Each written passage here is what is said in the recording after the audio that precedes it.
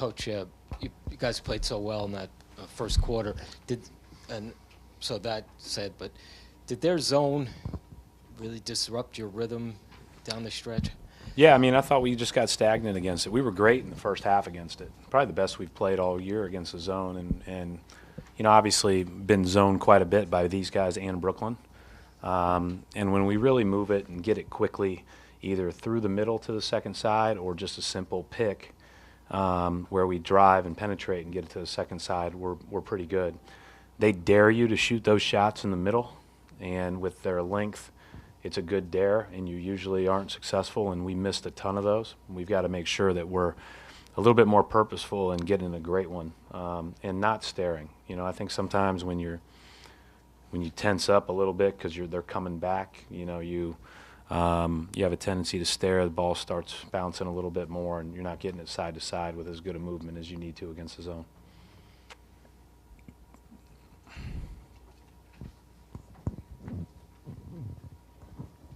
We saw Marcus Smart, on the bike, and then you waited a long time in the fourth quarter. Are those related, or is the decision in the fourth quarter to put him back in? No, I just thought Terry had a decent amount of burst there and didn't want to play the three guards together. I did that a little bit maybe in the first, just for a little stretch. So I decided to stay with Terry for a little bit longer.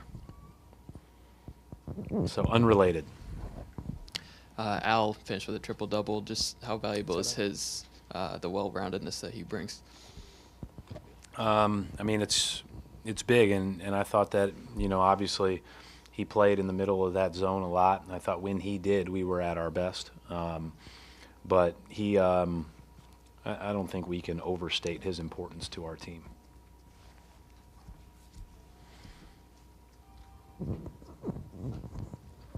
Coach, that in the fourth, but with about 3-4 minutes left in the game, that stretch where you got 3 or 4 offensive rebounds, Kyrie and Al, is that again a testament to the grit and the resilience? I hope so. I hope so. Those are big plays. That's one of the things against the zone when things aren't going your way is if you've moved it well, they're usually in a mode where they have to really work hard to block out, and so you should be able to get some offensive rebound opportunities. But if it's one pass and eye up a shot, it's a little bit harder because they're already just set in their positions. So again, I thought that we didn't do a great job attacking that in the second half, which was frustrating because usually you get better as the game goes on. But I think there will be a lot to look at and a lot to improve upon. Brad, obviously good first quarter and kind of just grinded the last 3. Are you more proud of just kind of holding off a team that they have a lot to play for, they weren't going to give up, they weren't going to pull back, or disappointed? Not as much for that.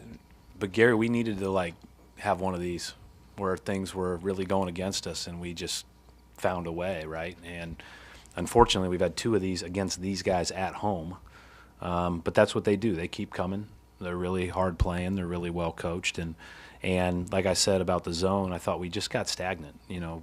We showed that we can play great against it, and then we just slowed down a little bit too much. Coach, 2 out of 3 games now where Kyrie's put home a pretty big basket off the drive to the basket.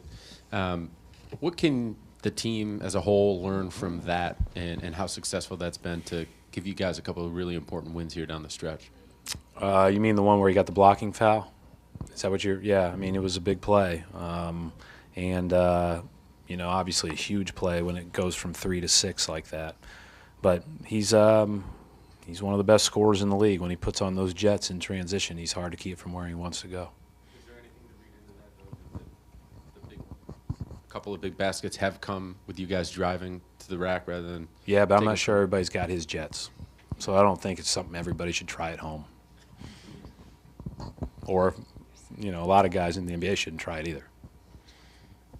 Bam Adebayo had a big game, another guy, another big catching alley-oops a lot against you guys. What's happening defensively that allows these bigs to keep catching those lobs on you?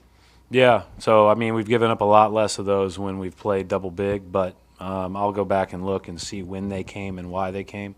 But they do a good job of setting up what we would call single-side bump actions, where they have a shooter in the corner and a big rolling down the sideline, and there's no other help unless you pull over from the strong side. A lot easier said than done.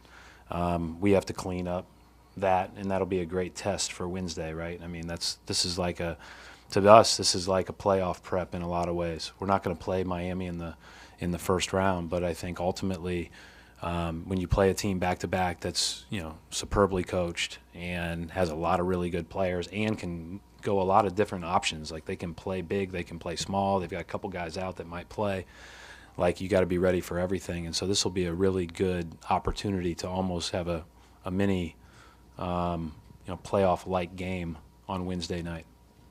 You noted how you can't really overstate the importance of Al to your team. Yeah. Why have the minutes without him lately gone so poorly for you guys, and what do you need to do to kind of clean those up? It's a really good question. We have to play a lot better without him. I think that some of that stuff might be sample size, but there's enough there that we need him, right? So we do have to figure out a way to clean it up and play better when he's not on the floor. And there's a lot of things that go with that. I mean, he's so good on both ends, and he does everything on the stat sheet. Just going back to the 2-3 zone, Brad, obviously the Heat and the Nets, they play a lot of it anyway, but just with the playoffs approaching, do you see zone in general is something teams are going to go to Yeah, more? Teams have done that occasionally in the playoffs. It just kind of depends on what you like to do and how much, you're comfortable with that, how much you've practiced it, how much you've done it. These guys have played it all year. Brooklyn's played it all year. Not a lot of teams have played it as much as those two teams, but, certainly this is all great, work and film for that.